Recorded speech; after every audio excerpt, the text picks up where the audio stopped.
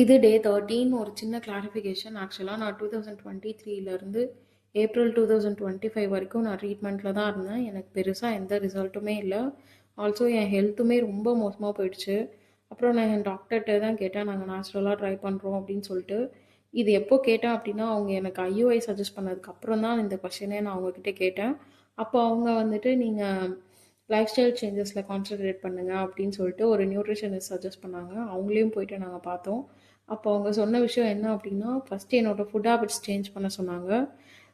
Junk foods எடுக்காமல், out side food எடுக்காமல், cravings control பண்ணிவிட்டு சிம்ப்ளி ஹோம் குக்டு ஃபுட்ஸை ஹெல்த்தியாக எடுத்துக்கோங்க அப்படின்னாங்க.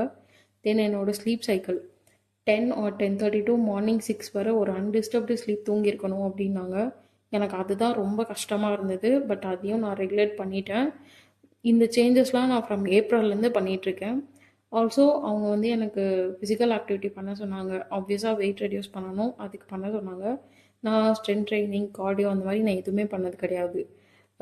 பிசிஓடி ஃப்ரெண்ட்லி யோகாஸ் மட்டும் பண்ணுவேன். அதுவும் வீக்லி 4 days, 1 day விட்டு 1 day, மார்னிங் ஆர் ஈவினிங் ஏதாச்சும் ஒரு 30 to 45 minutes வந்து நான் பண்ணுவேன்.